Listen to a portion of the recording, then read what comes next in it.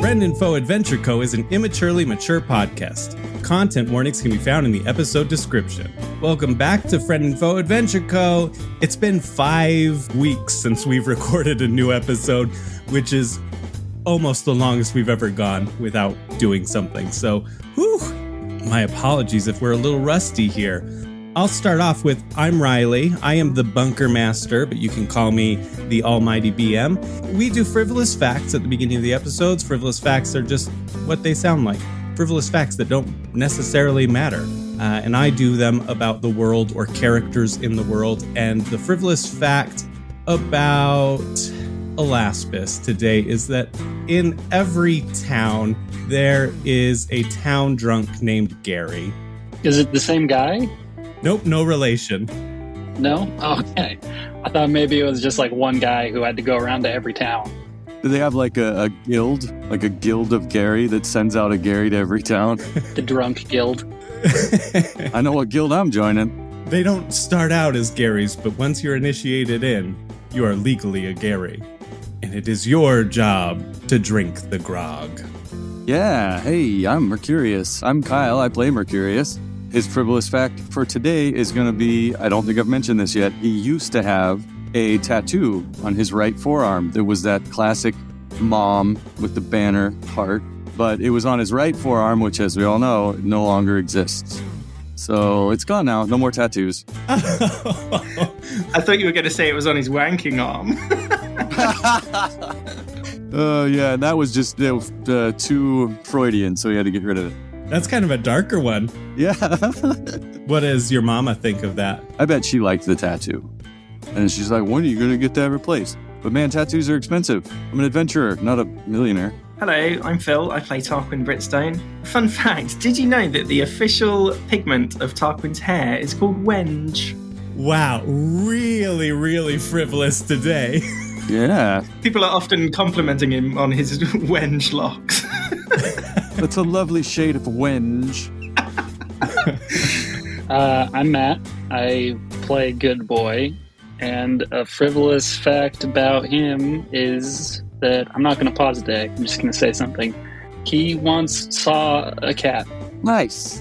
Any details on the cat? It was a tabby. It was a tabby. What was his gut reaction when he first saw it? Excitement, probably. It's like, oh, a cat.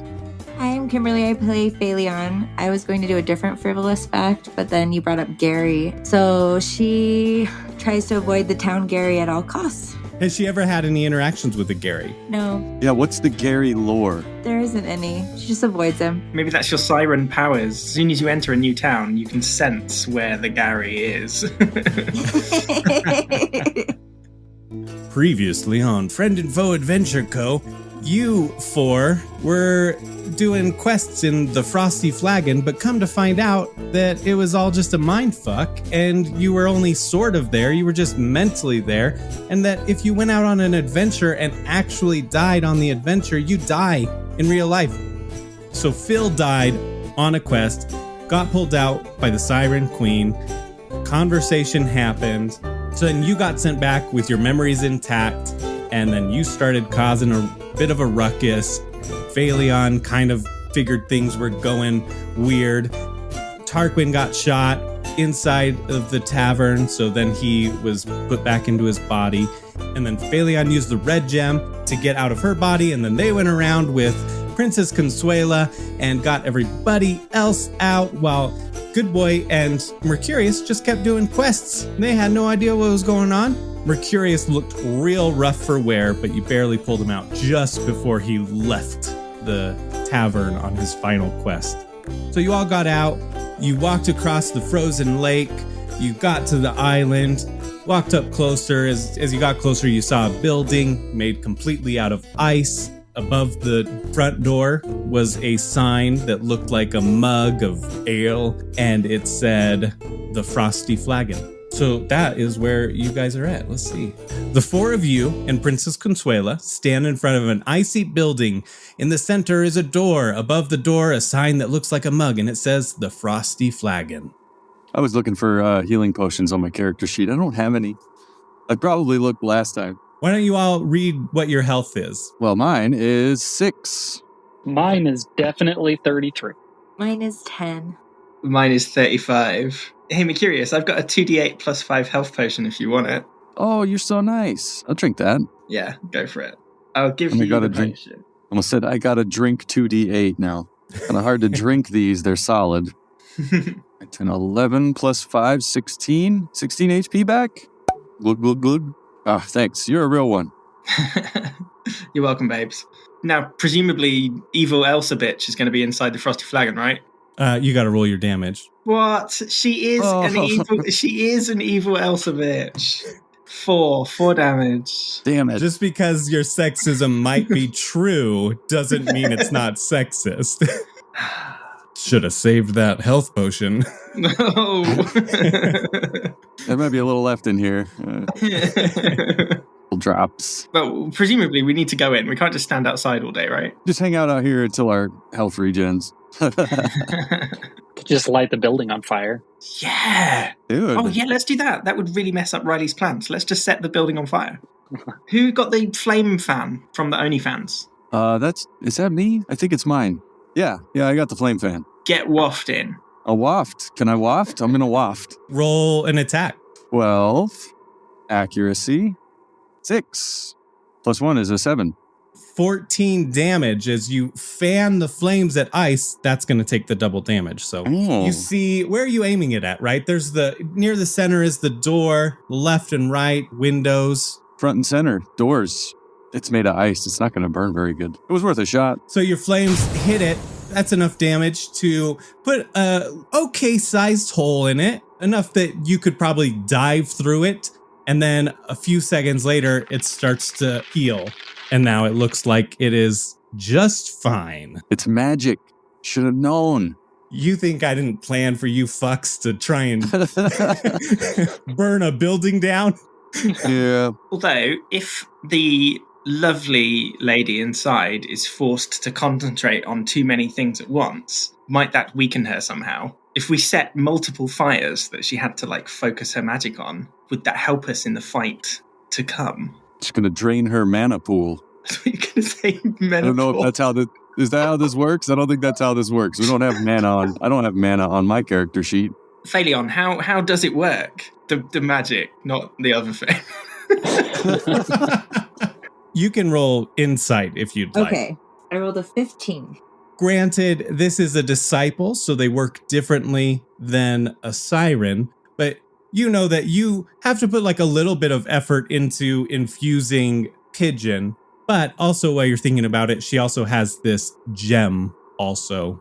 I said also so many times in that sentence. Also. Also.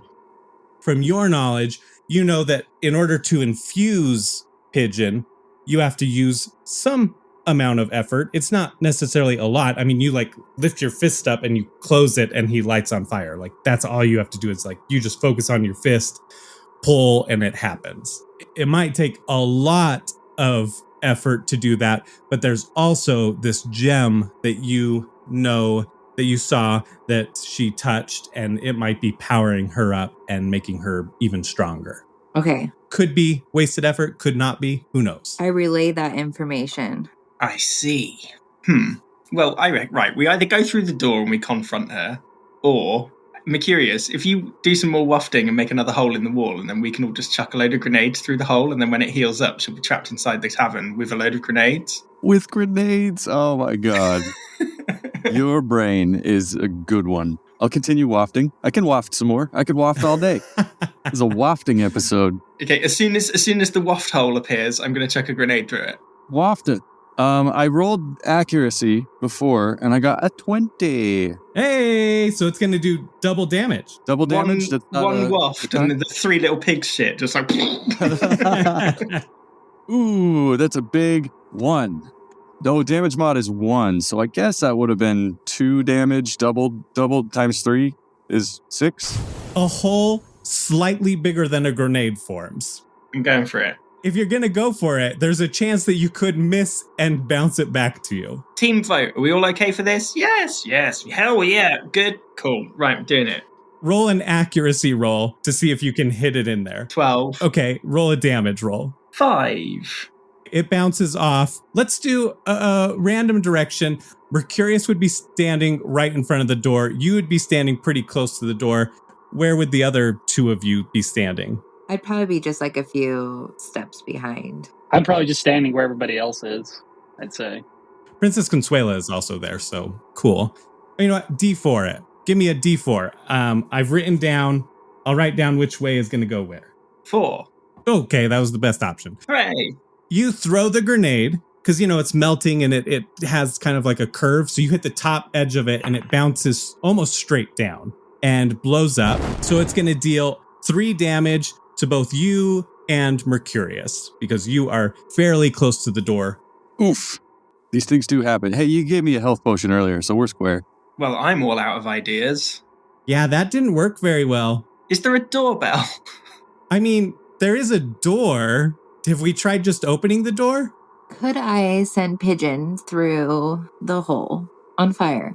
Yeah, I guess I should go back. So you threw the grenade, it blew up. A few moments later, it seals again. Well, Pigeon could probably burrow through, or I could waft again. You want me to waft again? Yeah. Let's try it. Okay. I'm feeling very useful with my fire fan right now. I'm gonna keep wafting. Ooh, not great accuracy this time. It's going to be 7. It's a giant fucking building. How can you miss? I don't know, man. I can't hit the broadside of a barn with this thing. I'm all shaken up from the grenade. And rolled a 3. So 4. Yeah, 4 damage. So 8 damage. That's big enough that a person could dive through it. Yeah, I can send Pigeon unless somebody wants to jump through the hole. That does seem a little reckless. Are you guys? I mean, we're all going in there eventually. I'm also not the tankiest, so I'm not going to dive through the hole. The hole's starting to close. You have 5 seconds to decide something before it closes. Give me the Another stinkiest stink eye. 5, 4, 3. Okay, I'm sending Pigeon. I'm infusing him with fire. You infuse him with fire, and he just darts in. You don't have to roll an accuracy or anything. He's a living thing that can aim himself through a hole. He has a lot of experience flying. Pigeon goes inside as the wall heals. Well, can I roll damage? Or no? He's on the inside. Okay, well, now I have to go inside to get Pigeon.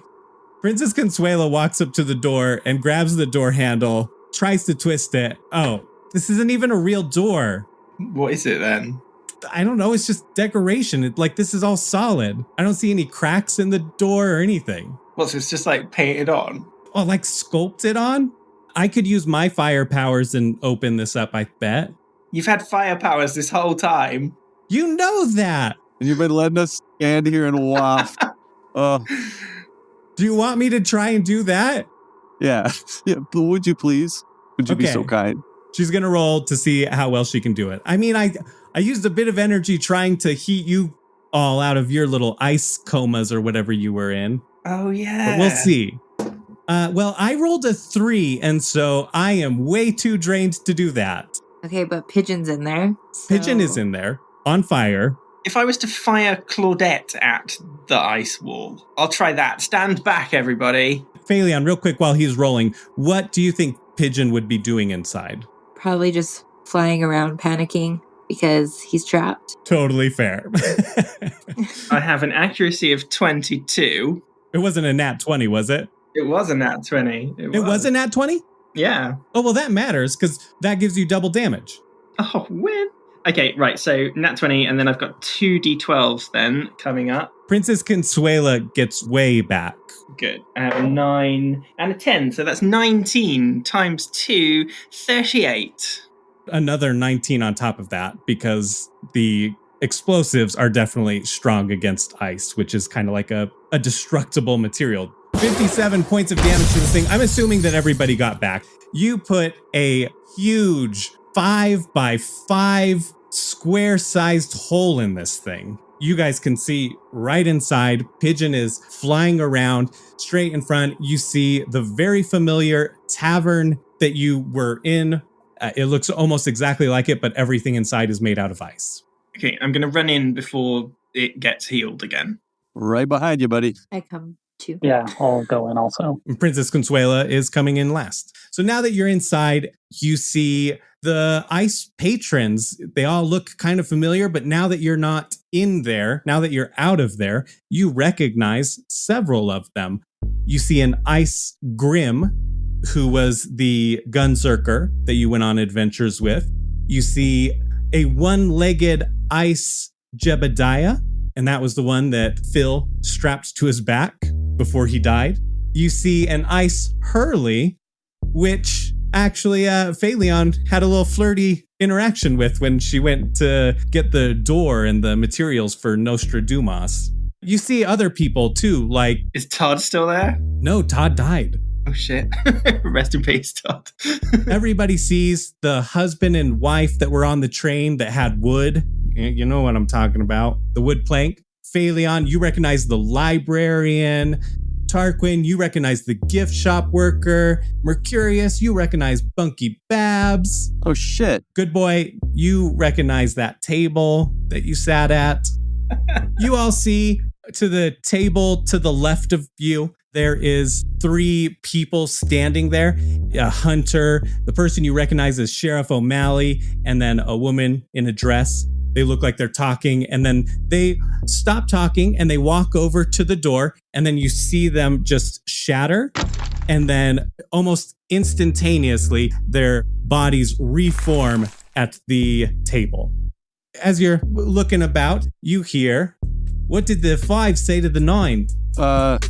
Stay away from 7. Oh, so you've heard this one. I don't know, man. Wait a second. Is this going to be one of those jokes about, oh, I'm a 5 and you're a 9? You got it. Hey, I'm good at these. You look over to the bar, and behind the bar is a strong, middle-aged half-orc, frosty white hair, various shades of blue on her elegant dress, an icy, beautiful pauldron on her right shoulder, and she's drinking from a tankard made of ice. She raises her cup towards you. Welcome back to the Frosty Flagon. Pour you a drink? She puts her open hand, palm down, onto the counter, and 4 mugs form out of ice from the bar counter. That is a cool trick. I bet you're fun at parties. I'm a blast. Come on over.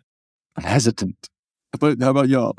Yeah, I'm not going over there. This is our enemy. I know I was trying to pick you up for 2 episodes, but we're going to have to kill you now, I think. Well, before we get there, I'm happy to have a conversation with you. She pulls out a flask and she starts pouring the flask, a clear liquid, into each of the 4 mugs. And then she pours some more into her mug and she takes a drink from it. I'm not going to hurt you yet. Yeah. But you already have. I mean, you outright killed Tarquin over here. Hi. Look, he's made us sterner stuff than the rest of us, friends in high places and all that. Yeah, how did you come back anyway? I'm just fucking amazing, me. All right, well, I guess I'll buy that. If you aren't going to drink these potions, that's fine. More for me. All right, Mary Poppins. What's your game? So you've heard the accent. That accent is just going to carry on through, but I'm going to stop doing it because it's tiring. And I found out this week that ADHD people have a hard time going in and out of accents and remembering voices. So, hey. Oh my, so I'm a son of a bitch for all those times I gave you crap. You were making fun of my disorder. I'm so sorry. My neurodivergency, no. You bastard. What an asshole. Yeah, but I was super hard on myself too. And obviously I didn't know that. Like, supposedly, I don't know if that's 100% true, but I looked it up. Like, I heard somebody say it and then I looked it up and I kind of found some other things, but there's like not a whole lot of research on it. It's just, I guess maybe it's just not common, or maybe I just suck. That's all. And I'm trying to rationalize it. So anyways. I can't imagine how that would come up in research. Right, exactly. And I heard it from an interview on another show with a role player, like a TTRPG podcaster that was talking about being neurodivergent and like ADHD, and they use like, instead of trying to remember and do accents, they just use filters on their editing and stuff, or their streaming equipment. Somebody needs to get on that and study that. I know, right? If there's any mental health researchers that, ever listen to this, study ADHD and accents. Well, she goes, so you asked, what is this all about, right? And she puts her hands out and she goes, this place, this was my love. This was my life. It wasn't always a Vault Hunter hangout, but when I saw how the regulars would light up as the Vault Hunters told tales of their adventures, I realized how much it could raise morale in the town. I started to offer incentives for Vault Hunters to come, because why not? We pay bards to entertain people with stories of Vault Hunters. So free drinks if they helped local folks. It was a win-win. Bakers, carpenters, janitors, and all manner of people throughout the whole town could come and hang out, rub shoulders with Vault Hunters. I didn't think about the blowback that might happen, and neither did they, as it became more and more well known that the Frosty Flagon was the place to be if you wanted to hire a Vault Hunter or hear their stories. What could possibly go wrong? And right by you guys, how far in did you walk into the Frosty Flagon? In the middle. Yeah, where's she seated? So she's to the far left behind the bar. So like to your left, there's a largish rectangle table. To your right, there's one. In the center, there's kind of these circular tables. And then there's some or more rectangle tables around like the outline of the room.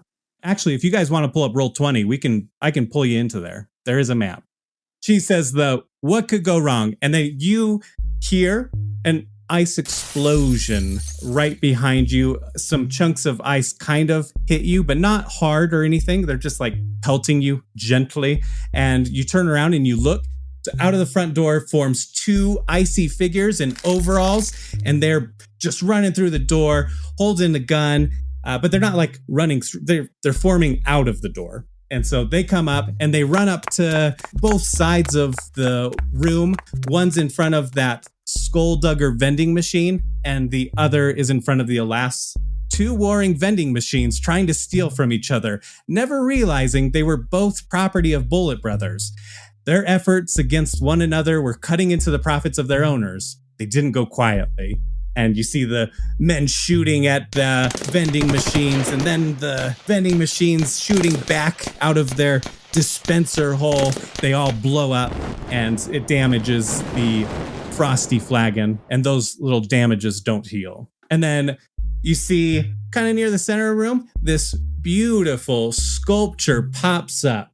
It's made out of a fancy van door, a hubcap, and a piano frame, the brass frame, right? But it's all made out of ice, and Nostradamus is standing in front of it, the figure that you've seen before.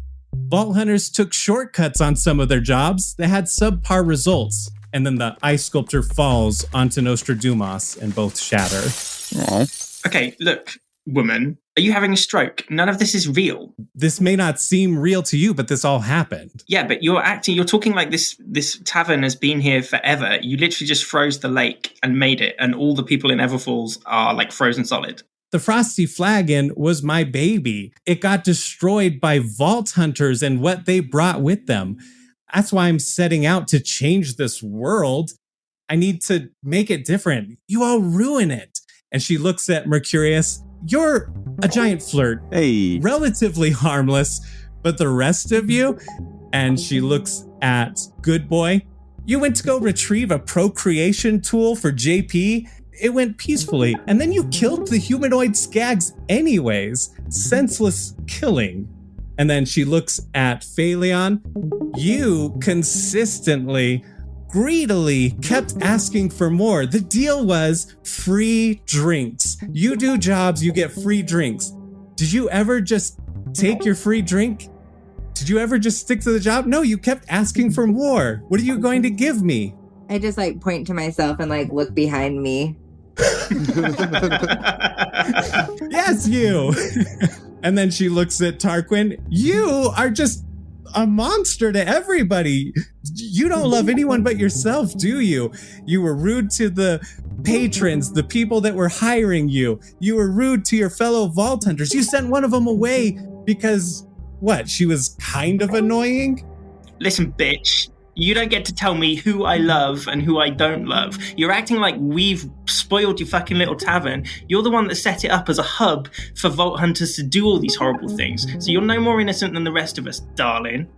And I shall take some fucking damage for that, and it's a 6, and you're a fucking slag. Worth it. That was a good monologue. I acknowledge my arrogance and my ignorance in thinking that it could have ended any other way. But all I can do now is try and end this world and start again. We'll need strong people in this new world, and hopefully they'll be better than you. But since you're kind of what we've got, I don't really know. Okay, can we just kill her now?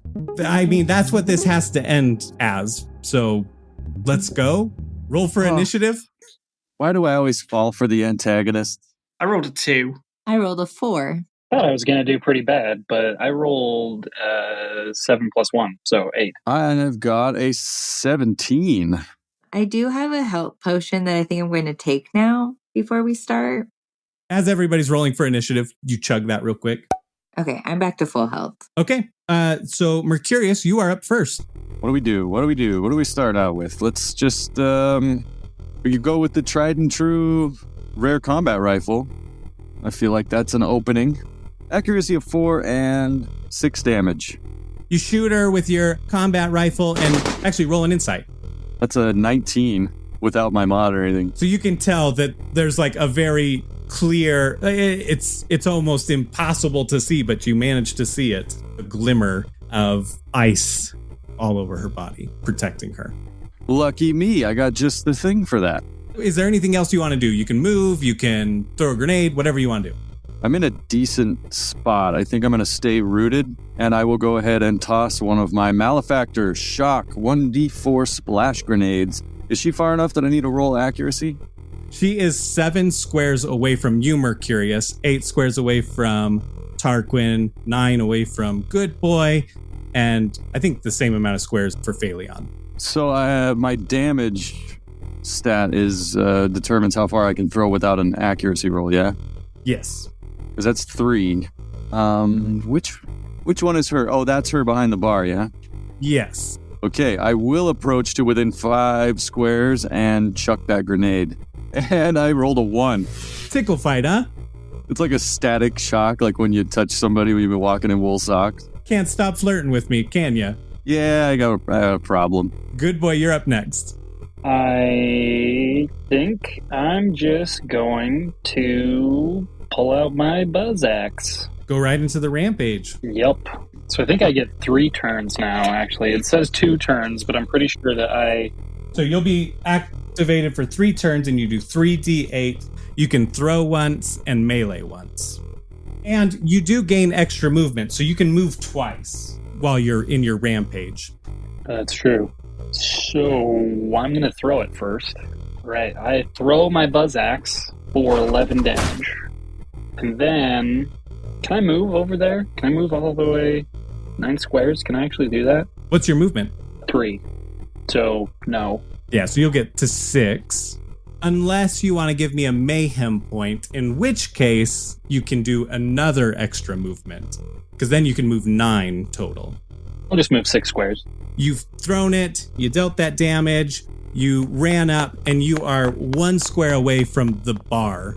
So it's now the disciple's turn. You're looking at this Iron Queen's disciple. She holds up her hand, and she's holding a broken sword in her hand. Like it's got the hilt and then just barely a little jagged edge of metal on there. I'm Elena, by the way. I think 1 or 2 of you might have known my name. Definitely this guy. And you talked about tag teaming me. I don't know if 4 of you are going to do it either. So we'll see. We'll see how many Vault Hunters it takes to get me. I'm doing the best I can. Hey, it's okay, champ. A lot of people don't rise in the moment. And as she's holding her sword hilt, you can see on the back of her hand, she's got a circular tattoo, and it looks like frost on a window. So it's this icy, bluish, whitish color that is just a frosted circle on the back of her hand. And then out of the hilt forms an ice blade, and it looks like a rapier. She's just going to hop right over the counter. I'm going to roll a traverse check for her. Yeah, she does that easily.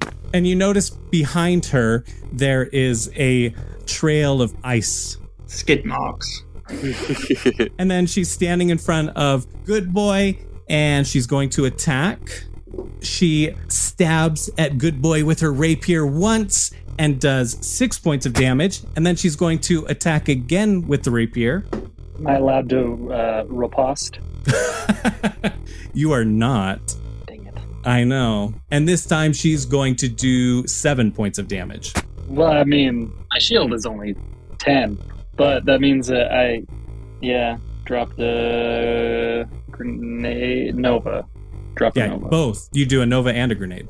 And a grenade? Oh. Yeah, because the Nova triggers from your shield breaking, and then your shield pops as well from your skill. So 5 damage for the grenade. So your shield pops, a grenade drops, and does 5 damage.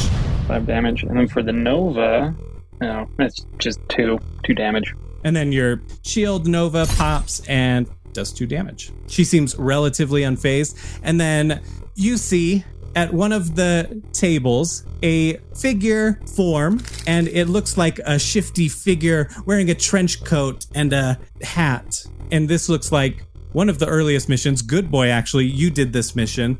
You helped this shifty looking figure by going to a cavern to check out a chest, and it turned out to be a mimic, if you recall. The figure has formed at the table. The trench coat and hat drop off.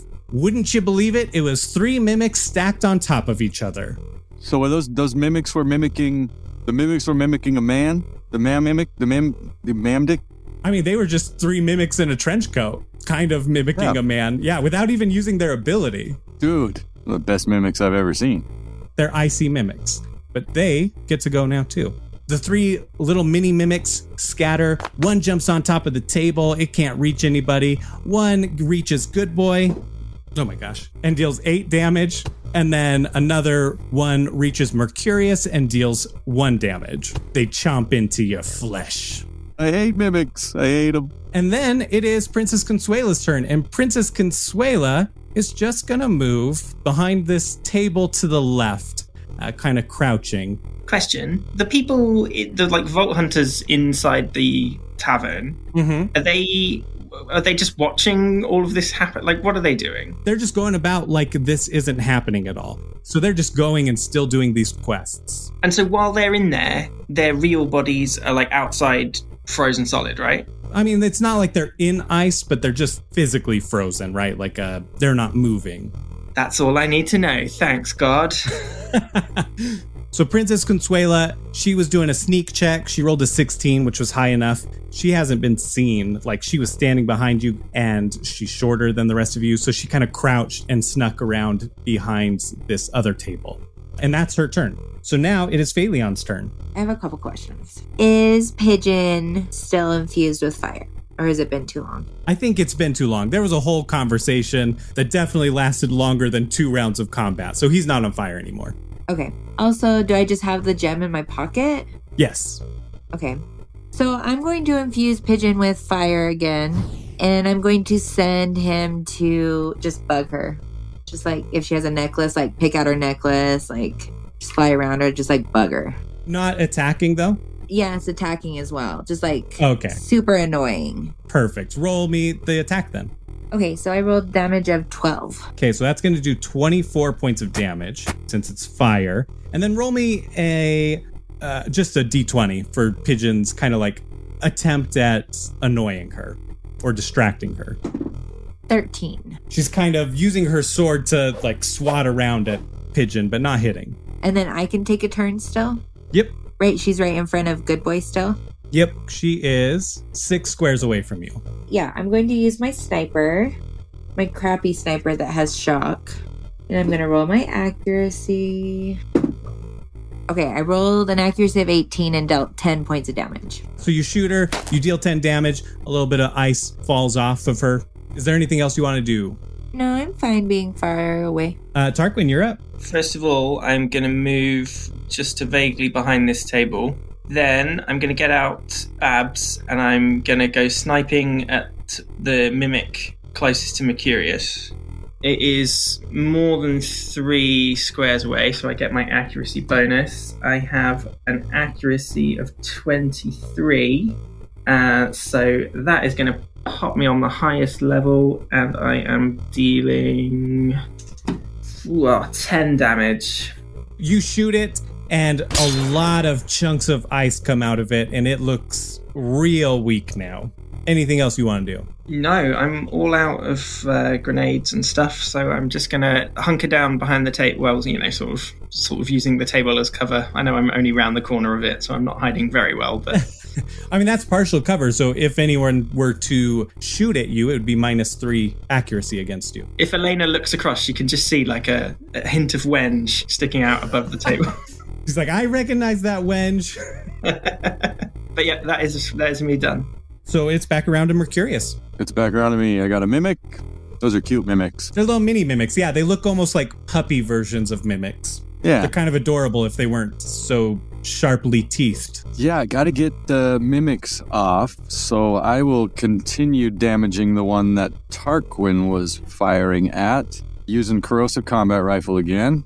It's my favorite. I should give it a name. 12 accuracy. It's going to be 4d6. It is literally impossible for you not to kill it with 4d6. Oh, okay. You could roll 4 ones and it's fine. Do you want to describe how you kill it? Yeah, I mean, he's just like a little treasure chesty dude, right? So it's pretty much point blank. He just bit me, so I'm one-handed kind of firing down at this thing, just riddling it with bullets, and it's melting. Each hole starts to spread out from the middle and just disintegrates this poor thing until he's a puddle of green ooze. Mercurius, is there anything else you want to do on your turn? You just killed this thing. It's melted and shattered. One slain mimic, poor little cutie. I wonder if I were to, I know it's just shock damage, but if I could throw a grenade right in between the remaining 2 mimics, would that just deal the splash damage to both of them? Yes.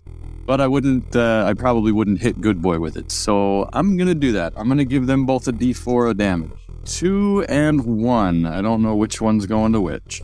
You throw this shock grenade, it explodes, and it hits the one on the table for 2 damage, and the one on the floor that's right by Good Boy for 1 damage. Good Boy is far enough away that it does not hit him, so whew, all right. Yay. And with that, do you want to move or anything, or are you good? I will stay put. This is good mid-range for me. I try and support Good Boy as he goes in for the close combat.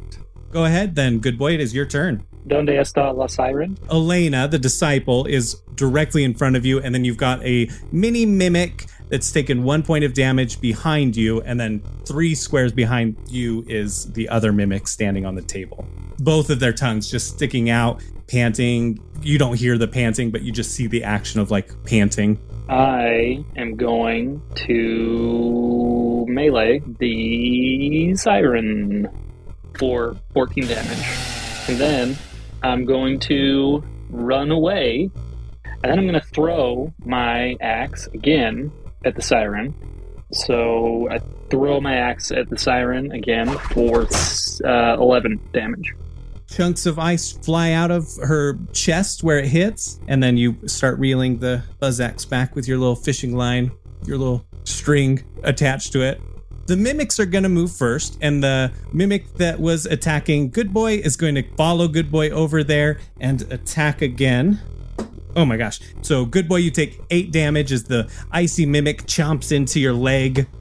The other mimic hops off the table, goes up to Mercurius, chomps at him, and does 4 points of damage.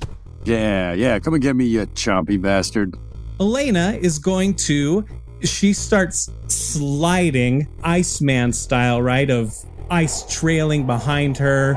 She goes right up to Phaleon. She moves 7 squares. She's pretty damn quick. And she is going to attack Phaleon. Oh no. She rolled a nat 20. Cool. So 16 points of damage. Oh, that was fun. And that was only her first attack. She stabs at you again. She does 4 more points of damage. It is Princess Consuela's turn, but she is surprised. She's taken aback. She's a child. She just saw this disciple ice her way all the way to Phaleon, move so quick and stab Phaleon twice. So she's just going to continue to hide behind this table, kind of frozen in fear for a turn. So Phaleon, it is your turn now. Well, first I'm going to attack the Siren Disciple. So I'm going to have Pigeon attack the Siren Disciple first. And he attacks for 9 points of damage. he starts pecking at her, flying by her, flapping his fire wings, and you see ice kind of melting off, chunks flying off as he goes crazy on her. Cool. Is an SMG good for like closer? Yeah. It has shock and splash half damage to adjacent enemies. Okay, I rolled an accuracy of 6 and dealt 8 damage. You fire that SMG and more chunks of ice fly out. Okay, and I'm going to move closer to where Tarquin is. I can move 4. So you retreat back towards the back table and you're standing next to Tarquin. Perfect. So let's go to Tarquin. I'm going to stay where I am. I am going to put Babs away. I'm going to get Claudette out. And I'm just going to shoot the Siren Disciple with Claudette, if I may. So I got an accuracy of 7 and I dealt 5 points of damage. And then I'm going to do my second attack. I got an accuracy of 6. But this time I deal 10 points of damage. You hit her and explosion, and then hit her again, another explosion. You see a bit of ice come off her. And then just because she's getting a little too close for comfort, sorry, Phaleon, but I'm going to keep edging round the table, just trying to keep something between me and her. Okay, then we are back around to Mercurius. What do I want to do here? Good boy is dealing with the mimic up there. He can probably handle that. Ooh. What's up? You know she's left the ice trail behind her. Yeah. Could something be slid along the ice trail to hit her in the back? Push the mimic onto the ice slide, and then it'll twat into her. Just hit her with a mimic? Oh my god. Well, I like it. I do like that. Like if I could get it spun the right way, if I could put the right amount of English on it so that the teeth get her. This is the kind. If this was like a Warner Brothers cartoon, where's the grand piano that would just sort of yeah, and an anchor for some reason fall out of a second-story window. Yeah, I'll throw a mimic on her ice trail. That sounds cool. All right, badass move it. That's what we're doing. Does anyone want to participate? Is this mimic like a treasure chest? Would it have handles on the side? You know, sometimes they have handles on the side for easy gripping. Yeah, little metal handles, kind of dinky, but they work. I will chip in. So the table that I'm behind, I want to push that table towards her to sort of pin her so she can't just move away. You just shove the table into her, yes. Yes, so she can't move when the mimic hits her. I feel like I want to send Pigeon just to pull her hair. I'm going to kick the other mimic at her. Kick it, are you going to kick it onto the ice trail too, or just punt it at her? I think I'm just going to punt it at her. Okay, great, yeah. So everybody go ahead and roll their badass die. 16. I also got a 16. 3, which counts as a 1. It's literally impossible for you to fail this at this point. 6. So you rolled a total of 39, so you did succeed. Yay. So Tarquin, you're going to kick this off by pushing at the table. And at first it doesn't budge because you notice that the legs are frozen in place. And then you push harder and harder and it does give and it just starts to slide pretty quickly. And it hits into her and she kind of slashes at it, but not before she takes some damage as it collides into her. So go ahead and roll me that. Let's just do a D6 plus 2. That is a 6. And then those ice chunks shatter out and that table is gonzo. Sorry, table. Thanks for your sacrifice. Pigeon comes, starts picking at her hair and bothering her. It's just more of a distraction, so it's not going to deal any damage. Okay, but it hurts when your hair is pulled. Yeah, well, and had you not done this, who knows? They might have failed, right? Because you did roll a 6, which put it over. Okay. I'll accept. Mercurius, you go and you grab the handles, both handles, and it's chomping at you. You start spinning around and then put it down right perfectly, sliding it bobsled style on this ice trail. It slides down this trail right into the backside of Elena. It's biting. You were trying to get it to chomp, so teeth are in there. It's going to chomp at her. Let's do a D10 of damage. Ooh, a D10. Should have done the broom in front of it on the ice like it's curling. Oh yeah, god damn that. Perfect.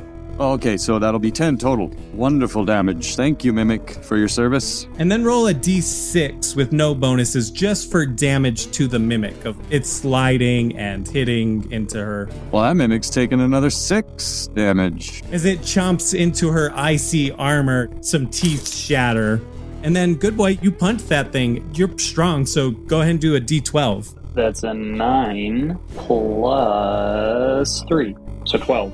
You go to punt this mimic, and your foot just goes right through it. It shatters, puff of ice, and it starts to like do a little bit of snowfall around you. Oh my God, you kicked it apart. Aww.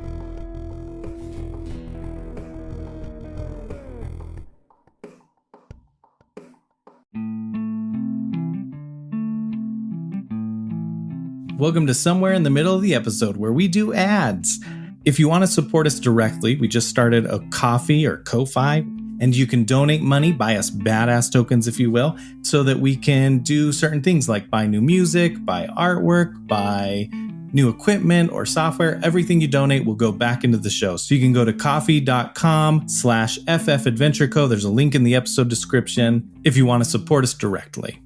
If you want to try bunkers and badasses for yourself, you totally should, and you should let us know how your adventures go. But first, you need the Sourcebook. So go to nerdvanagames.com and buy yourself a Sourcebook. If you enjoy listening to us, then go check out Bad Assets. Ian Moss, who has played Drake Wilson in our podcast, he is the BM over there, and he BMs for a great group of folks. They have great chemistry, and right now they are playing through the Assault on Dragon Keep, which is in the Sourcebook. It's really fun. Such a good group. You can watch it on YouTube, and they have the actual battle maps and whatnot, or you can listen wherever you podcast. Bad Assets.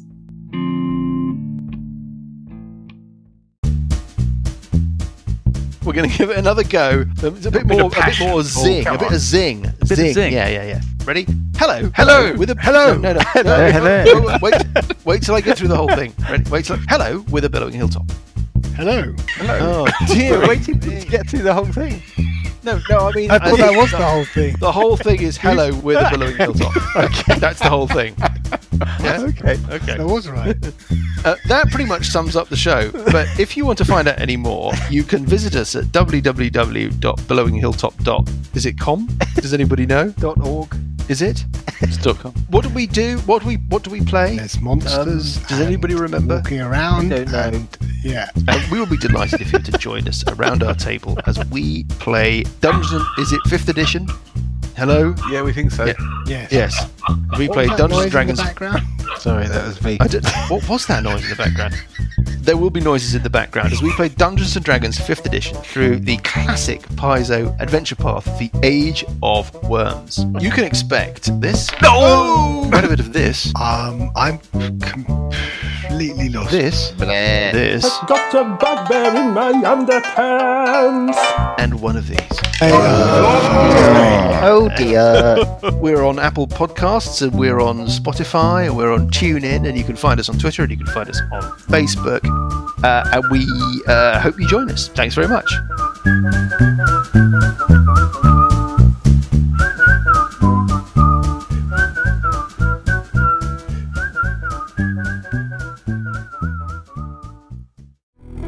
That is your badass move. Dun, dun, dun, dun, dun, dun, dun. Yay, we did it. So, Mercurius, you get 4 badass tokens. Good Boy and Tarquin, you get 2. Phaleon, depending on what you want to do. I've let you do this kind of before. Pigeon was the one participating in the badass move. So if you want to just take 1 badass token, I'll still let you take your turn, but you won't be able to use Pigeon that turn. Okay, I'll take 1 and then take my turn. And then it is your turn because you are after Mercurius. Out of curiosity, how many badass tokens does Pigeon have? He gives them all to Phaleon to hold. Oh, of course, because he doesn't have pockets. Exactly. Okay, I'm going to use my crappy sniper. So I rolled an accuracy of 17 and I dealt 12 points of damage. A little shock comes out. Doesn't really do anything, but more ice chunks fall out of her. If this is the best that Vault Hunters have to offer, I'm not too worried. Hey, we never said we were the best. We're like top 20.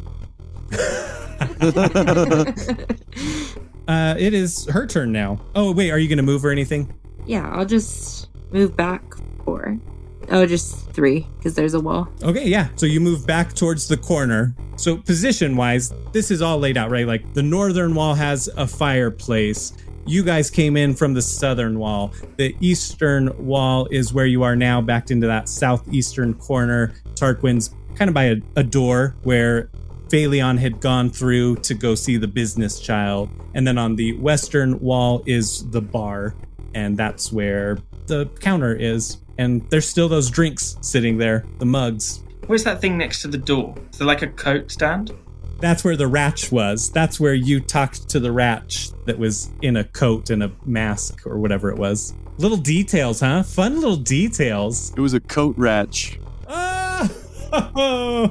So that mimic is still alive, and it is going to turn around and bite at Mercurius, who just threw him. Hey. The little mini mimic bites at you, and it's missing a couple of teeth, and it only does 2 points of damage.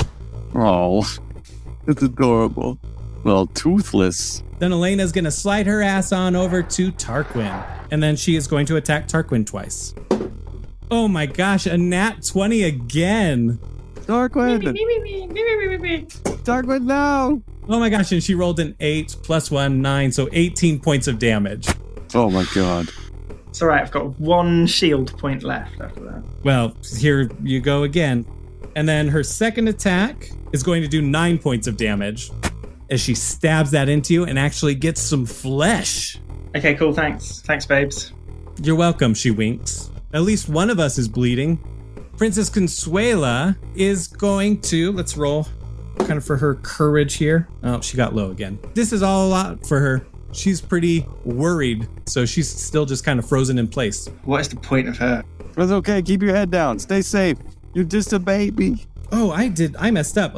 Elena would have gone before Phaleon. It doesn't matter. I screwed that up, but we'll just keep it like that and then switch it back now. Phaleon already went. Tarquin participated in the badass move, so they get skipped. Good Boy got skipped because of that, so we're back to Mercurius. So, she is no longer within 6 squares. I've got a mimic on me. But I have shields and HP to spare, so I want to draw her fire. I guess I could try and taunt her, roll a talk check at her. Yeah, you could. How do I taunt this lady? Call her something derogatory. No, I can't do that. Then when I die, I'm going to end up like you. Hey! I can't say anything sexist. Hey, baby, come here, you frosty bitch. I really got nothing. I'm all frozen up. Yeah, there you go. Oh, there you go. Yeah, I'm sorry. I'm trying, but I'm freezing up. Did you slide those frosty cheeks over this way? Okay, that's what you're going with? Let's do a talk check. Sure, something in there's got to work. We are looking at 17. You know what? I'll have her roll. Yeah, roll against it. These are the luckiest dice. I rolled a nat 20. God damn it. 6. She just waves her other hand that's not holding the sword out and says, I'll deal with you in a minute. God damn it. I feel, what would you say, snubbed? And I'm just going to shoot her with the corrosive rifle, because that's what you do when you get blown off. With a broken heart or a heavy heart and a broken hand. He's bummed out. Rolled an accuracy of 18 and dealt 26 points of damage. A lot of ice chunks come out as you shoot her in the back. Yeah, no honor here. I'll shoot you in the back. You've moved, you did a talk check, and shot. So, do you want to do anything else? I have grenade. There's still a mimic here. It's kind of weak. I still have 3 grenades left. Fuck it. Let's throw a D8 grenade directly at the mimic standing next to me. Or 3 damage. It looks a lot weaker, like it's barely standing, holding it together. Yay. And it is Good Boy's turn. You participated in that last badass move, which would have been your 3rd turn in it. But since it was a badass move and you kind of kicked something, I'll give you this one. So I'll extend it 1 more turn. So you're still in rampage. Where am I compared to the siren? She is 8 squares away from you in the southeastern corner. You're closer to the northwestern part of the building.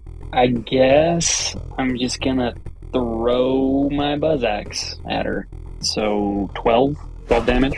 Ice again comes out. Is there anybody close to me, like within range, that I can run up to and hit? You have 6 movement. Yeah. You could, if you do a traverse check, you can move over that table and reach the mimic. Okay, I'm going to try and do that. Ooh, that's a nat 20. Nice. Oh, okay, yeah. You scale that table super easily, like you're sliding over the front hood of a car chasing a perp. So, 13 damage. You want to describe the kill? So I slide across the table, and I think I sort of like underhandedly hit the mimic. Kind of uppercut style, shatter the mimic, right? Yeah. Brutal. That means that I get to Heal. do. Oh, cool. 1 and 4. You heal 5 total? Yeah, Nice. That's not bad. All right, and then I think that ends your turn, right? I believe it does. Elena is going to stab at Tarquin and deal 8 points of damage with her rapier. And then she is going to ice her way over to Phaleon. So she moves 2 squares south and she is adjacent to Phaleon where she can attack her. And she deals 5 damage to Phaleon. Damn it. Why won't you look at me? Stop hurting my friends.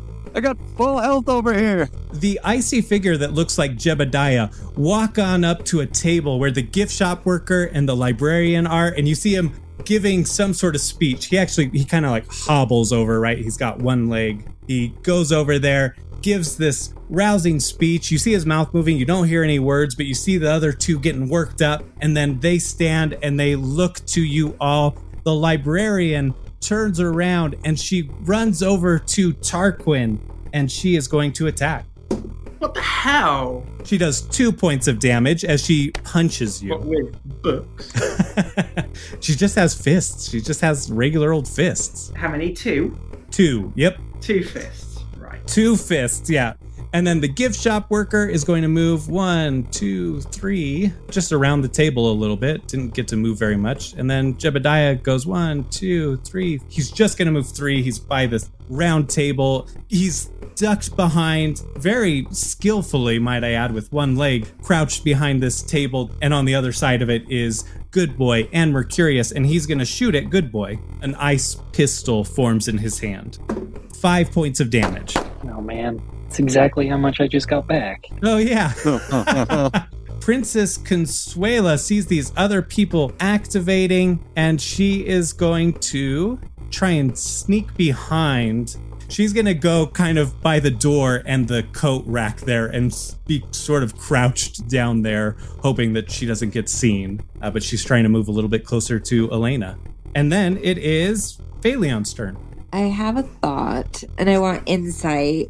Do I need to touch her while touching the red gem so that she can die? Can I see if she is made of ice or if it's just her shield? Okay, that's what you're checking. Insight. Go ahead. Nat 20. Let's go. So you can tell that her shield is nearly depleted. It's ice thin. Nice. Okay. Well, I have iridium nail polish that I would like to put on. Oh my gosh, yeah, you just pop that on. Nice. And I would like to bitch slap her since I'm so close to her. Yeah. Oh my gosh. This is getting so catty. I love it. What do I roll? So you've put on this nail polish. Go ahead and roll an accuracy. Okay. Plus 5 to it. Okay. 15 total. You're gonna be you're just gonna be dealing normal damage, but you're still gonna deal double damage, and you get to roll 2d6. Total damage would be 16. Real quickly here, put on your nail polish. Are you doing it on just like one hand, the one that you're gonna bitch slap her? Yeah, like I want to be quick about it, so I'm just doing one hand. Okay. Are you like backhanding? Is that what a bitch slap is? Yeah. Riley talking like he's never been bitch slapped. As you do that, you feel your siren abilities flare up. Both shock and electricity come out, and that's going to add another 2 points of damage there. And then it's also fire, so it's going to double that. So 36 points of damage as you back slap her, and the ice shatters, and you see some blood go and singe marks as you hit into her. That's right. Would just like the record to state that Phaleon just slapped somebody harder than a critical roll from a combat rifle. That's fucking awesome. Just brutal. Who's bleeding now, bitch? Yeah, get her. And then how much damage do you take? Ah, shit, yeah. 2. So I'm down to 2 health. Oh my gosh! Oh, Tarquin. No. Tarquin, please. It was worth it. It's worth it. Couldn't help himself. Oh, so good. I do have a question about my nail polish. Yeah. Like, it's a bottle, so am I out? Or do I still have it? No, you get to use it once a day. Okay. I mean, technically, you used it on one hand, so you could do it on your other hand, but I'll make you spend 2 badass tokens if you do that. Okay. Good to know. As you're doing that, right, the iridium on your nails flares up and glows purple. Then your hand turns electrical and fire, and you hit her, and that all happens. And then after you're done with that, the iridium has faded, and now it's just a pretty purple. Nice. That was great. That was your attack. You still have movement and other actions if you want. Pigeon? Can Pigeon bug? Yeah, go for it. Okay. Pigeon's going to peck at her. Peck at her wounds. But I can't infuse him, right? What's your MST mod? 3. Okay, so you used it once to infuse Pigeon outside of the tavern to go inside. You can do 3 additional times per day outside of the 1 normal per encounter. Do I have 1 left? If you infuse him now, you'll have 1 left. Didn't I already use it twice? No. You used your normal one. You used it outside of combat. That counted as 1. And then you got in combat and you used it, and you just are allowed to do that once per combat anyways. Okay. And then you're using it an additional time, so that would be the second of your 3 MST mod uses. Okay, so I'm going to infuse him with fire since she has no shield and deal 13 damage. Is that 13 doubled already? Oh no, 26. Okay, so you've done 26. Oh my goodness. Like, I'm pissed. Yeah, you do. Pigeon goes and is pecking at her, really getting in those wounds. Some of them he's cauterizing, but it's bubbling as he fans his flames on it. She's looking real annoyed right now. We should be on the same team. You're better than these other people. I'm not even going to comment. You're dead. You're going to die. That's a cold shoulder even for me. Like, after her comment, I'm just going to, like, turn my back towards her. Oh my god. Okay, she's pissed. You just dealt all this damage to her and then turned your back to her like she's nothing. This is the first time that you've seen her not be calm and cordial. Yeah, it doesn't feel so good, does it? You jerk. All right, Tarquin, your turn. Move number 1. I'm going to drink my 1d8 shield potion. Good call, good call. Wise. That gets me a 7. Move number 2. I wish to summon Gladys. Ah! And if I summon her directly in front of me, she will be adjacent to Elena. Boom. It's been so long. Why don't you go ahead and describe what your dear companion looks like? She is basically like a 7-foot tall claptrap with like Wolverine claws and a lovely little bowler hat with a like daisy sticking out the top of it. I can move 4, so just 1, 2, 3, just gonna back the fuck away. So you retreated north and you're in between the wall and a table, getting closer to the bathrooms. I'm going for full-on Jurassic Park Donald Gennaro hiding in the toilet. No, that doesn't turn out well. So Gladys is just gonna use her claws on Elena. That is 2d8 plus 3, 12, 15 damage for attack number 1. I like how this just devolved into like a full-on cat fight. Yeah. You got Valion like bitch slapping people, Pigeon's pulling hair. Oh, Gladys is in there with the claws. It's wonderful. We're all shouting back, no, leave it, she ain't worth it. Second attack, I'm just going to do claws again, yeah? Great, yeah. 9 damage for the second attack. Both attacks you see going at her, and it rips her pretty dress. You see a little blood pour out. Ha, that's me done. Okay, she is there. She has been slapped. She is now bleeding. I am in range of my combat rifle. Sheriff O'Malley is behind me. So the only people that have attacked, right? So I'll remind you real quick. People that got activated were Jebediah, and he is behind a table across from you. So if you attacked him, you'd get -3 to the attack there. The gift shop worker, and then the librarian. Lovely. That is fine. I will shoot. I'm just going to shoot at Elena. 15 accuracy and 18 damage. Bullets hit into her, and she's looking rough for wear. She's taking damage. You're actually hitting flesh now. I still have 2 grenades left. Might as well. I will lob grenade. But wait, that is going to require an accuracy roll. What was a 7 accuracy? That's not great. Or I guess that would be 7, 8. Would I put my accuracy mod on that? Yeah. That'd be 9. It's still nothing great. You don't make it. You pretty much get adjacent to Hurley, so you're going to deal splash damage to Hurley. Oh, sorry, Hurley. 3 splash damage for Hurley. She doesn't look too hurt by that or anything, but she also doesn't even react to getting hurt by it. Oh, that's right, because it's all weird. I'll just hang out. I'm going to stay here. Good boy, you're up. I think I'm just going to shoot at her with my combat rifle. So she's 7 squares away. I think is the range a 6 on a combat rifle? Yeah. Okay, I'll move a little bit closer and then shoot at her. I think I want to stay behind the table. Roll me a traverse check. 13, not 3.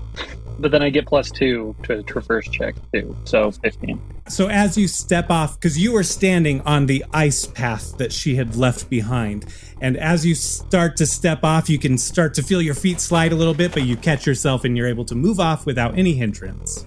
Thanks. Now you can attack. 17 for accuracy, and I dealt 20 points of damage. You shoot her and she flinches quite a bit as your combat rifle's bullets hit her in the back. Is there anybody around her? Adjacent to her is Hurley, Gladys, Phaleon. I'm going to throw a grenade. Wait, did you say Phaleon was right there? Yes. Oh. All right, well, then maybe I won't throw a grenade. You don't want to piss Phaleon off. Yeah. We are learning today. So now it's Elena's turn, and she is hurting real bad. She is going to use some mayhem points. Ooh. Tarquin, roll a d20 and then add your damage modifier to it. 10. She focuses on you, raises her fist, and then clenches it, and you are frozen in a block of ice. Classic, right? Like you're in the middle of an ice cube. Okay, cool. If I just need Princess Anna to come and kiss me and I'll be fine. And then So wait, what does this mean? you won't be able to move. You're completely frozen. On your turn, in order to like break out, you're going to have to roll a melee damage from inside to see if you have the strength to break out. Or somebody can try and break you out. Is it dealing me any damage currently? No. Okay, good. I'm using a couple of mayhem points to do a bit of shit right now, okay? Understandable. She is desperate. Real pissed at Phaleon. Gladys ticked her off too, so she's gonna move from where she is with this explosive force. So this entire 4 squares of ice trail behind her explode forward, and those ice shards hit Gladys, Hurley, and Phaleon, dealing 3 points of damage to each of them. But then she has propelled herself all the way to Tarquin. You see her ice sword shatter, the rapier shatters, and then a bigger blade comes, and she's holding it with 2 hands, and it's now an icy great sword. And she is going to slash at Tarquin. She deals 13 points of damage. I'm dead. Before I die, I cough. I look down at my icy body, and I say, "This was the only way you could get me hard, you ugly bitch." You say that right as she brings this great sword through the center of that ice block, and the ice block cuts in half. The top half slides off and then falls down, and your top half is sideways in this ice block on the ground, and your bottom half is still standing upright where it was. Okay, and then there is the librarian is going to... Gladys is still out, by the way. She didn't go away. So the librarian moves up to Gladys. The gift shop worker moves closer towards Gladys as well, and Mercurius. Jebediah is going to shoot at Good Boy. Jebediah pops out over the table, shoots at Good Boy, and deals 7 points of damage. What's that for? What are you sitting at? 7. Oh, you have 7 health left? Yeah, I was at 14. Wow. So then the librarian is going to punch at Gladys. Oh, wow, okay. And does 8 points of damage to Gladys. Rude.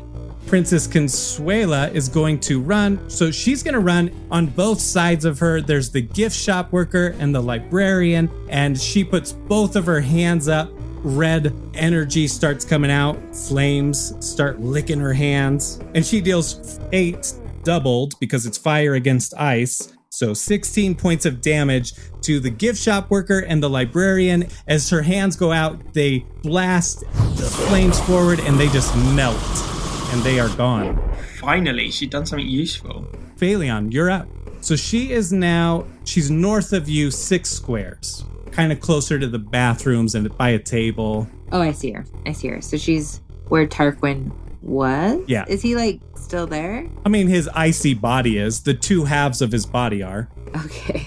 I still have Pigeon infused, right? Yeah. I'm going to send Pigeon to her and attack for 11 points of damage. 22 points of damage because it's doubled, because it's fire against flesh. She dead yet? She is not. She's looking real bad. Her clothes are very, very singed. Her hair is covered in soot. Her white hair has some black in it from the singe marks. I am going to pull out my crappy sniper. So I rolled 10 as my accuracy and dealt 4 points of damage. Goes through her kidney. I only had one of those because I lost the other to drinking. Now I'm definitely going to die. Can I still move? Yeah. Okay, I'm going to move towards Hurley. Can I try and revive her? I don't know what the right word is. How would you do that? So I would pull out the red gem and then touch her. Go ahead. You pull out the red gem. You feel that energy coursing through you. Roll me a d20. 6. That's going to be your range. You have the red gem in your hand. You feel the power coursing through you, and then it just explodes out of you. You were trying to focus it on Hurley, but you couldn't quite hold that together. Instead, it's just this big orb that goes around you, 6 squares in all directions. You see Hurley just dissipate. You see that one husband and wife that had the wood plank. You see Jebediah crouched behind a table. The table even dissipates. The walls around you dissipate. There's a wall to your right that had the door, and you know that Business Child and the androgynous orc was there. The wall dissipates, and then it continues on, and you see Business Child and androgynous orc dissolve as well. The wall behind you goes, and it even reaches Elena, just barely. You see her giant sword that she has in her hand. It dissolves, and all of the ice that she had formed from moving around, that also dissolves. But as you use that, so does the red gem, and the red gem just puffs into dust, blows away into the non-existent wind. So you no longer have that red gem anymore. That day. Damn, this bar's looking real empty now that you've cleared everything out. After a moment or two, those walls don't start coming back. Damn. Tarquin, roll me a d20. 19. You're going to respawn in the bathroom. Well, right now? Yeah. Death came for you, but we gave death an IOU. There's 4 stalls in this bathroom. You respawn the one that's westmost, actually closest to the entrance, and you pretty much rise up out of the toilet, and and there you are. But we do need to roll you a trauma. Yay. 2.5, coming back strong. This was a big boss fight. You got frozen in a solid block. It was very traumatic. You called her a bitch right before, and you couldn't take that damage anyways because you were dying. Roll me a d20 and we'll give you a permanent trauma. 16. It's called No Ships, Sherlock. Your trusty sleuthing cap got rack poop on it. -1 on search checks. Okay, lovely. I'll let you move, but not attack this turn because you just came back. That's all right, I'll stay in the toilet, but Gladys can still go, right? Yeah. So Gladys is going to move 3 spaces northwards to be adjacent to Elena again. And then we are going to do 2 attacks with the claws. So, attack number 1, 14 damage. And then attack number 2, 13 damage. Ooh, wow, okay. She is looking brink of death. Oh, go on then. I'll just peek my head out the toilet door. Wait. I'm going to, just for effect, I'm going to flush. Then I'm going to peek my head out. Everybody's attention goes to there, and then they see you coming out. And they know there wasn't enough time for you to wash your hands. Absolutely. And then I'm going to do, what is it, Ace Ventura, where it goes, do not go in there. Gladys disappears. She's dissolved. She is brink of death. She turns around and she looks at the rest of you. Not her back is to Tarquin. And she sees Princess Consuela there. Roll an insight. Everybody who's in front of her, which would be Good Boy, Mercurius, and Phaleon. 13. 20. Nat 20 or? Yeah, nat Nice. 20. Do I add something to it? You don't need to. If a nat 20 will always succeed. I got a 7. Phaleon, you're the only one that sees it. As soon as she turns around and she sees Princess Consuela, she has like a look of concern and confusion all at once. She falls to the ground, hands and knees, and she looks up at Princess Consuela and is making unbreaking eye contact. Princess Consuela, wait, I need answers. I came here to get answers. Who am I? What were you doing with me? And she looks at her and, what happened to Siphon? Who's Siphon? And she steps a little bit closer to her. Elena looks at the three of you in front of her and says, you wouldn't hurt a child, would you? I would. Tarquin says that behind her, and she raises a middle finger, and then she slumps to the ground, and she starts to dissolve. It's just these snow flurries coming up out of her body, and you hear her say, long live the Siren Queen. And then you hear an almost robotic humming sound, and then disembodied voices. The vault is supposed to be here, but where? That's a lot of ground to cover. The map shows an underwater cave entrance in a lake, I think? Is that... Shit! We've got company. Protect the vault. And the body of Elena has dissolved all the way. Where she was sits the blue gem. Princess Consuela starts to walk towards it. Phaleon, you hear it calling your name. I start running towards it. Push Consuela out of the way. Go on, just hoof her onto the floor. So you're going to run. You get 3 squares, we'll say, on your run per her 1 movement. So she moves 1 square closer. She's now 1 square away. You're going to move 1, 2, 3. You're 2 squares behind her at this point. She's moving 1 square forward, and you run 1, 2, and Princess Consuela is bent down, and she touches it, and this black light shoots out as soon as she touches it, and she immediately flies 3 squares to the left, to the west, away from there, and she is knocked out. And this black wave of energy just shakes kind of everybody. It pushes you back 1 square, Phaleon. You were so close. But again, the blue gem is calling to you. I keep going towards it. You start moving 1 square towards it, and then Tarquin, you hear a very strained voice in your head, and you know whose voice it is. Very familiar, very commanding, but panicked. And she says, Tarquin, you have to stop her. Shit. I'm going to run for the stone. I want both of you to roll d20s. Phaleon is only 1 square away. You are 4 squares away. And so you're going to get -8 to your roll, Tarquin. I'm going to take... Remember, I've got a bottle of ash, and I'm just going to yeet that at Phaleon's head. Okay. Go ahead and roll and interact. 19. Wow. Okay. Well, Phaleon, go ahead and roll a speed check. So you get to add your speed modifier to it. 5. He throws this bottle at you of ash. It hits you. It breaks a cloud of ash. Sorry, I'm really sorry. I just give you a middle finger. And you're disoriented. Okay, while she's disoriented, now I'm going to run for the stone. You're going to have a -8 to your roll, and Kimmy will have a -4 to her roll because she's disoriented. Okay, 9.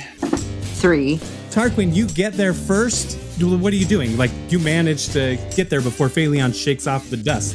Okay, I saw what happened to Princess Consuela, so I'm gonna untie my bandana and like scoop the stone up in that rather than touch it with my skin. Roll and interact. 11. I mean, your bandana is not that thick to like cradle the gem that well because... Should have used my fucking cape. I'm wearing a fucking cape. Why didn't I use my cape? Yeah. Yeah, the gem's the size of your head, right? Oh, wow, okay. It's a sizable gem, and you definitely realize that more as you're like, you were in a hurry and you thought, this'll do, but it's very precariously in there. Phaleon, do you want to do anything at this point while he's picked it up with his bandana? Well, don't really want to hurt him, but I do want the gem. You hear it calling you like stronger and stronger. Phaleon, stop! The Siren Queen said you shouldn't touch this. Why are we listening to her? Because she's saved my ass twice. She is the one that clued me up on how to break out of the Frosty Flagon. No, I need the gem. No, ignore it. Whatever it's doing to you, ignore it. Roll a talk check, Tarquin. 14. Oh my gosh. Okay. The gem rolled a 15. Literally one difference. So the gem, it doesn't even necessarily make an argument necessarily, just that like feeling of home. So you're one square away. You are adjacent to Tarquin. Me? Both of his hands are holding this gem in his bandana. So your call, your move.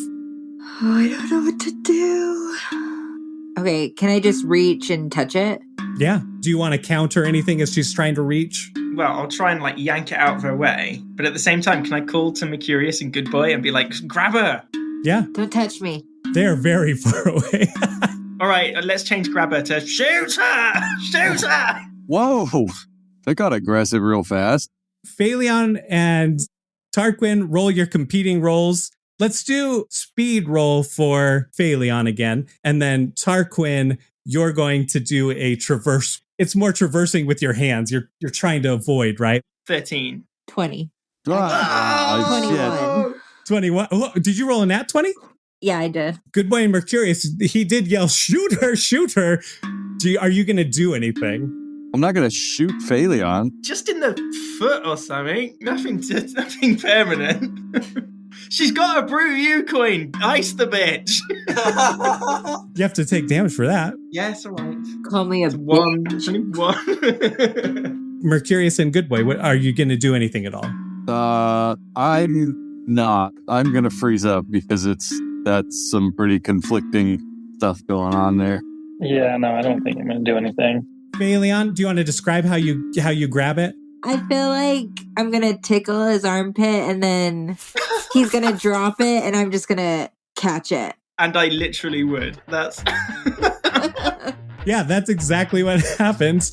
And as soon as you catch it, you feel this immense energy. Like that red gem was nothing. Iridium is nothing compared to what you're feeling now. But it feels comforting in a way. It's almost like digging really deep into you. It's starting to build up in you, and you rise up into the air. Flames are like licking your body. Electricity is licking your body and coming out, and it starts to lash out at things in the building and tearing down the tavern. And then it just explodes. All of the ice people immediately melted, destroyed. Tarquin, Mercurius, Good Boy, you are just wrapped in these flames and this electricity, and you go up in the air and you feel burning. And then Phaleon, these flames and this electricity and this horror show is happening before your eyes. You just see your friends getting eaten up in your flames and your electricity.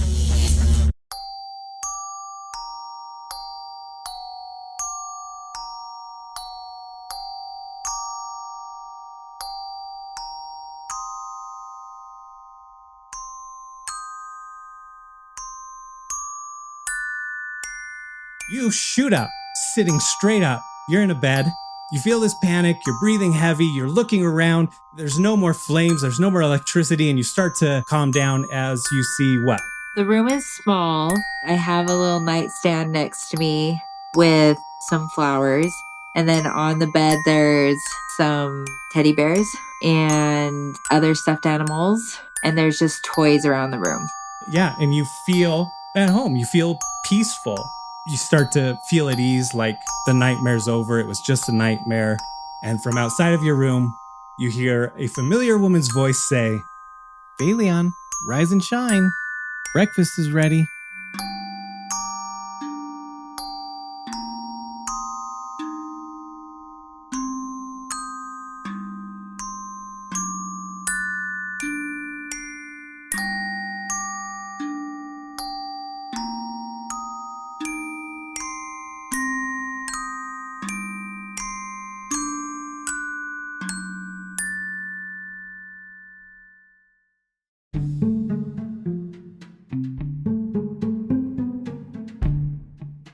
I asked some listeners if they had any questions. So voidshift_C sent us a couple, and they asked, why is Tarquin the only one who visits the Siren Queen? I can answer that now. It's because he's the one that dies. Strictly luck. anyone could have visited her in the tavern. It was whoever took the most damage. And so Phil, being the excellent roller he is, of course, took the most damage. But also, the Siren Queen wants a bit of Britstone.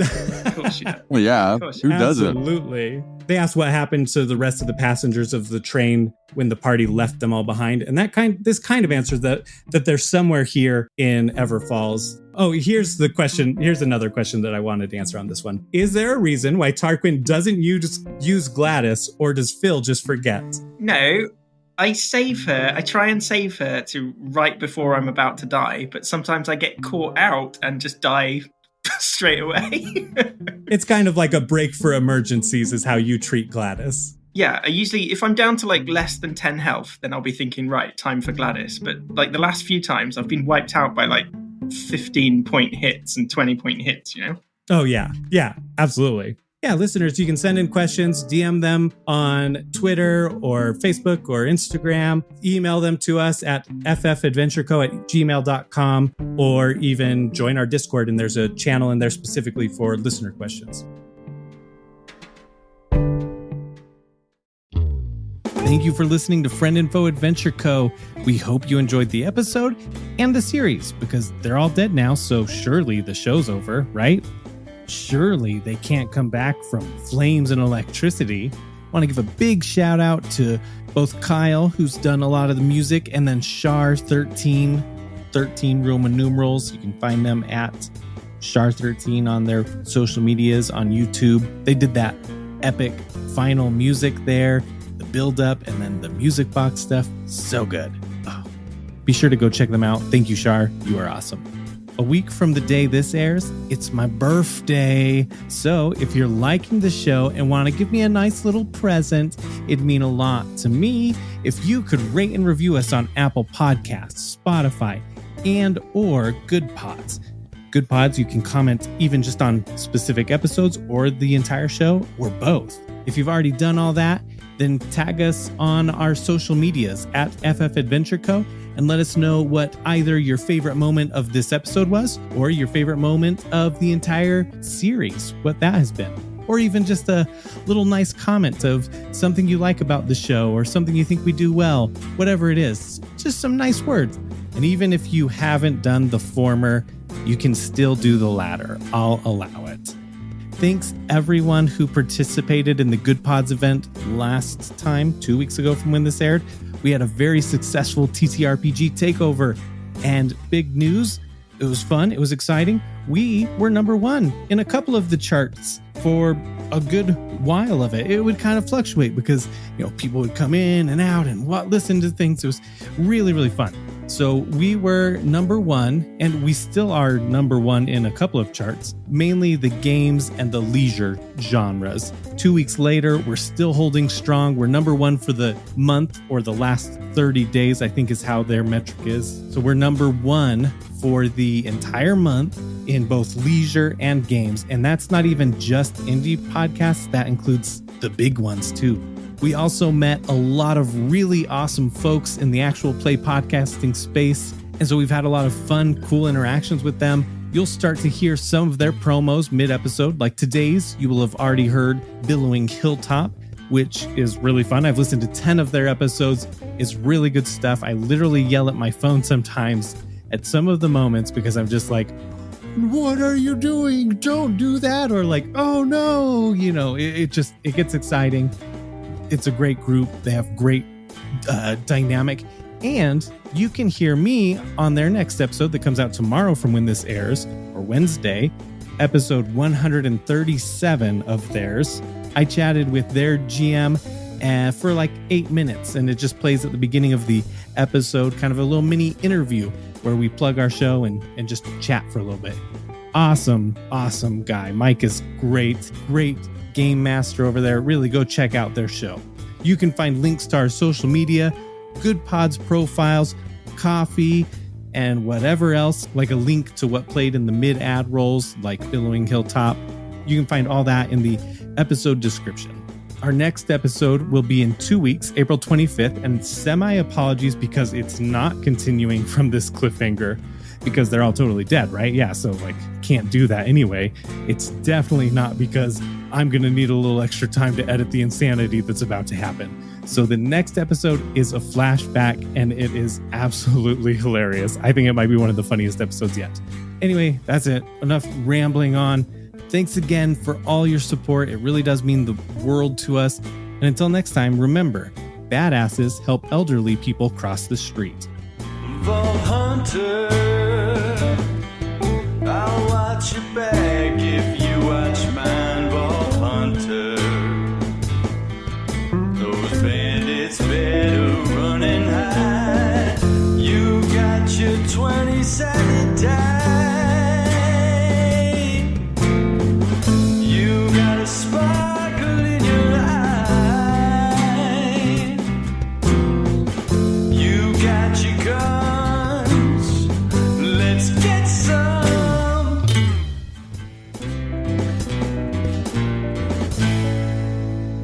We were never real. We were all a figment of Phalion's imagination and her dreams. Oh no.